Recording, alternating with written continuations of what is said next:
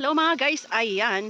At dahil nag-sponsor si Madam ng malagkit, ayan. Gagawa ulit kami ng suman mga guys. O patupat sa mga Kailocano dyan. Ayan, shout out sa mga marunong gumawa ng patupat at marunong kumain ng patupat. Charet, ayan. Yan yung, ito yung malagkit mga guys. Ayan, binabad ko muna sa tubig. Ayan, medyo basa-basa yan mga guys. Ayan, nahugasan na yan.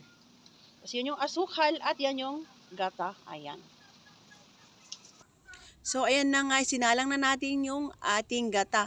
Kailangan kulong-kulo yung gata na yan mga guys bago natin ilalagay yung ating malagkit na bigas. At ayan na nga, nilagay ko na nga. At naglagay na rin ako ng konting asukal. Oo mga guys, kailangan natin ng asukal at konting asin para magbalanse yung kanyang lasa. Halo-haluin lang ng ganyan para hindi siya dumikit. At ininin natin yan mga guys hanggang sa lumabas yung kanyang mantika. At inilipat na natin dyan sa palanggana. Pwede na natin ibalot yan siya. Ayan na si Paribay na kumukuha ng dahon ng saging. Opo, dahon ng saging yung ating gagamitin pambalot. Pero bago natin ibabalot yan, kailangan muna natin hati-hatiin yan mga guys at idadarang sa apoy para lumambot at hindi siya magbitak-bitak pag ibinalot na natin yan siya. Opo, at ayan na rin na naman si Bay na nagpupunas ng sapal ng nyug para matanggal yung kanyang dumi.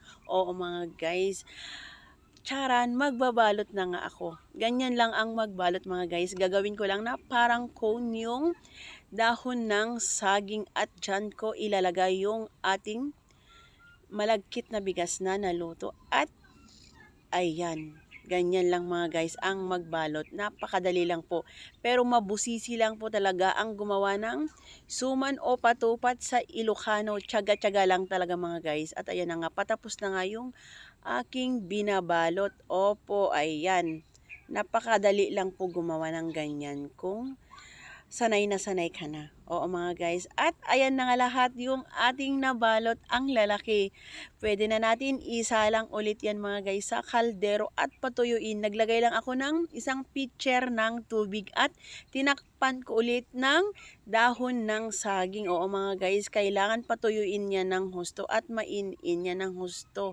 Ayan, kumukulo pa yan. Marami pang tubig mga guys. Ayan, takpan ko muna saglit. At ayan na nga, charan, luto na ang ating patupat o suman o mga guys. At hahanguin na natin yan siya para mahanginan.